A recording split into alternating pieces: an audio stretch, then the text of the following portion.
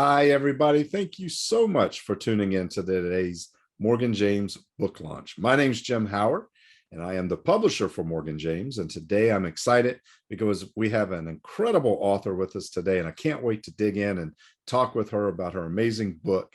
Today, we're talking with Annette Valentine, and Annette is the author of Sufficient Sacrifice.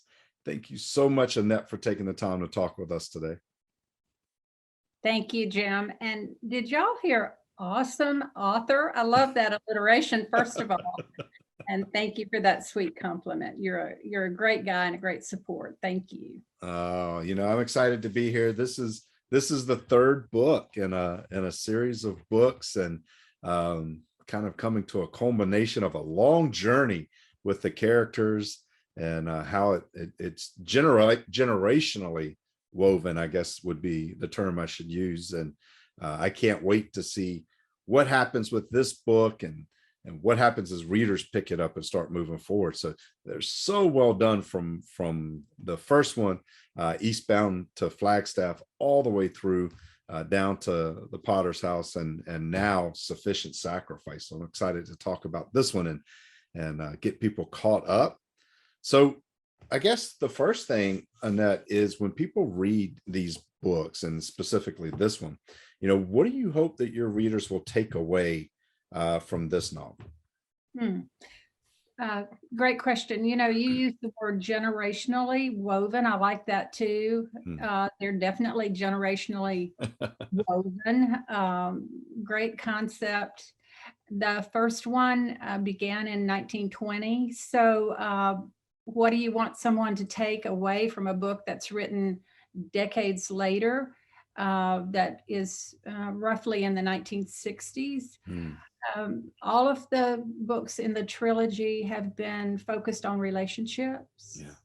And what I want my readers to really grasp is an insight into relationships and how a relationship could be overlooked because of sheer stubbornness. And the main character in Sufficient Sacrifice has been deluded.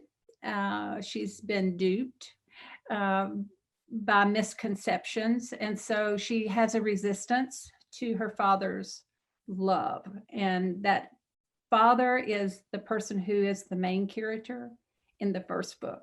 So it is generationally woven and driven. And what I sincerely hope my readers see, that when the main character begins to cooperate with the fact that her father does love her, it changes her life. And Jim, the books are loosely parallel to the Heavenly Father's love for his children.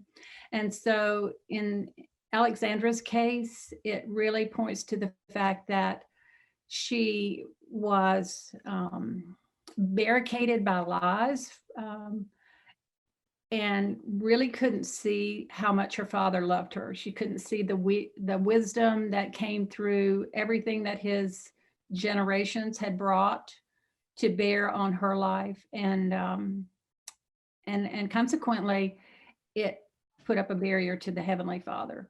So there's a parallel there. So in essence, I think, to answer your question directly, I want every person who reads it to take a better look at their relationship with their own earthly father and see if it somehow brought to bear on their relationship with their Heavenly Father. What do they know of the Heavenly Father that could have come from their relationship with their father, or didn't, more pointedly, didn't come from their Heavenly Father, that they're using to resist the Heavenly Father? Wow. So inspiration. Yeah. I think everybody loves a good book, but I'm hopefully presenting something that will be of value in terms of relationships, both earthly father and Heavenly Father.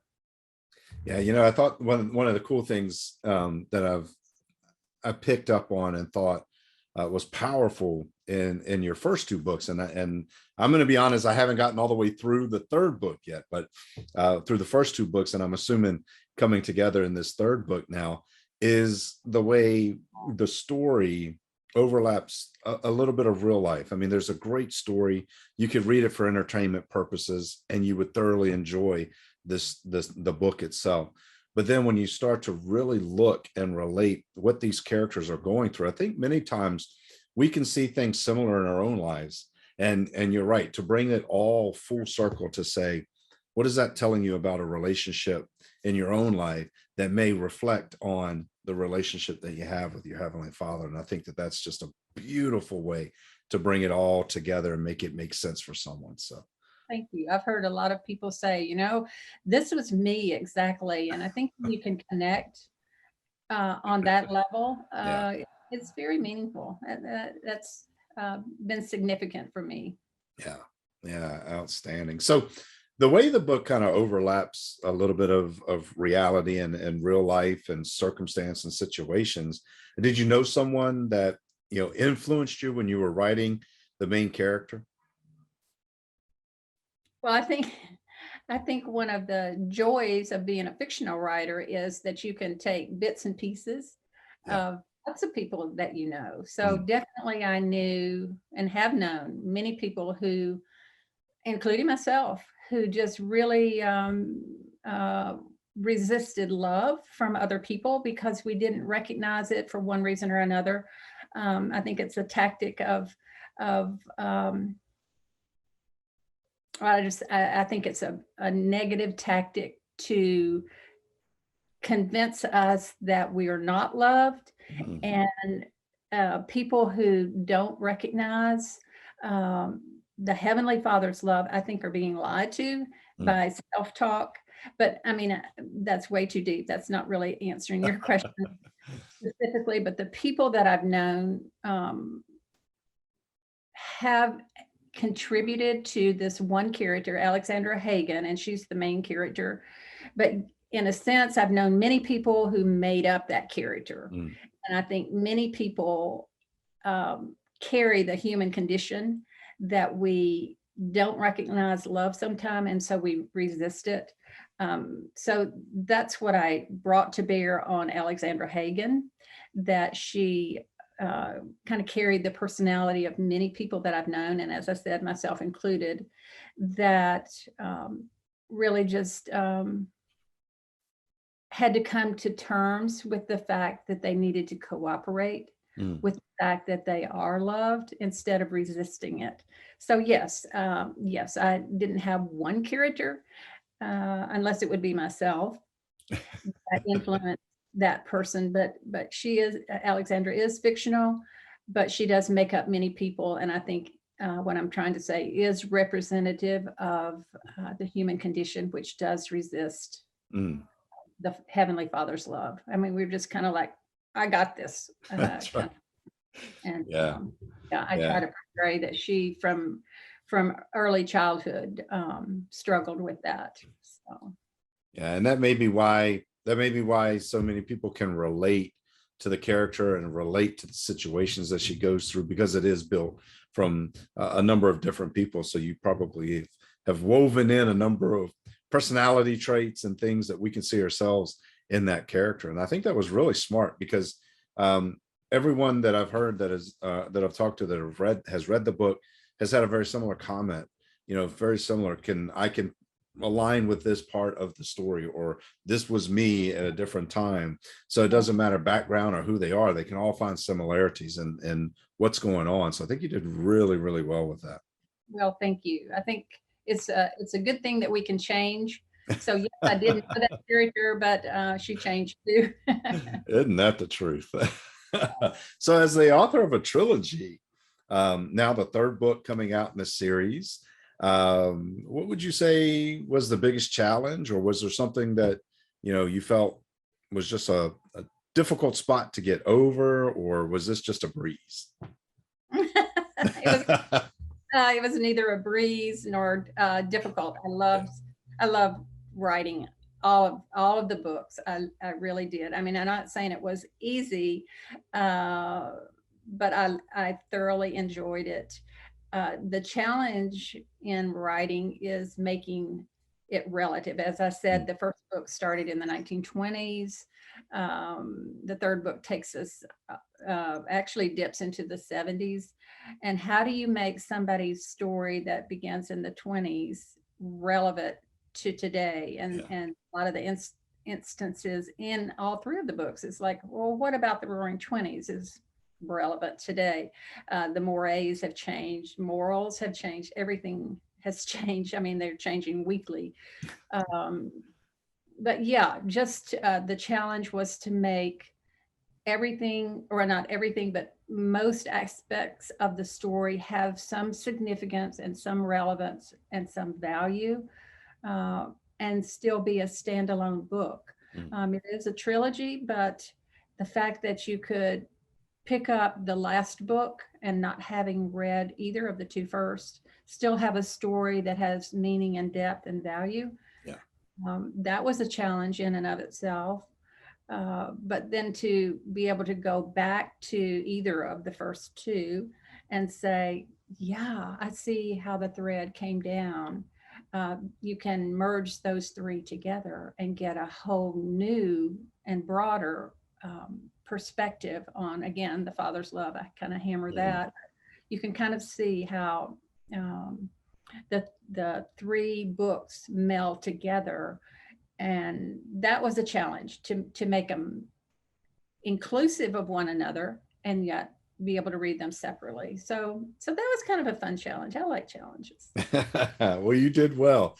Challenge accepted. These books are just wonderful reads. And I think, as you said, they stand alone, but intertwined, they tell the full, complete story. So, and that's the mark of a good fiction author, is to be able to do that and not have to rely on previous work or future work to have it all make sense and come together. So well done. Thank you. Well, I'm excited about it. And I know people watching this today are going to want to find out more about the series and more about what you're doing. So what's the best way for someone watching us today to connect with you, just to find out more about what's going on in Annette's life? Well, thanks. I was so hoping you would ask that, because what is today? Well, 3 days ago, my new launch on a website is available, AnnetteValentine.com. As I said, it was launched just 3 days ago. So I'm pretty excited about my website. It has every opportunity to reach me there and find out about me, everything from speaking engagements on. But I have a Facebook, Annette H. Valentine author, and Instagram is Annette H. Valentine, oddly enough. So those are the three main things. But my website, AnnetteHValentine.com. And I can show you a picture of the book. I'm so proud of the cover. Absolutely. Y'all did a great job on. Oh, so pretty. It's beautiful. Can you see that? Yeah, very cool. Very cool. Vanna. Yeah, they turned out really, really well. I'm very pleased. So that's awesome. And I'll put a link to the website right here below the video. So everyone watching, you'll be able to see the link right here, right now. So you can always go to that website and connect with Annette. And I encourage you to do so. I hope you do. These are three absolutely incredible books. And I really encourage you to grab a copy. Sufficient Sacrifice will be available everywhere books are sold. So you'll be able to get your copy, and you can always go back and get September 28th. That's right. That's right. And you can always go back and get a copy of Eastbound to Flagstaff and Down to the Potter's House as well. Annette, thank you for taking the time today to talk with us and share with our audience. Thank you, Jim. It's been a pleasure. Oh, outstanding. And thank you guys for watching. And we hope to see you on our next one. But until then, go check out Annette's website, connect with her on social media, and more importantly, grab a copy of Sufficient Sacrifice and start reading it. You won't be disappointed. Until our next one, we'll see you. Take care.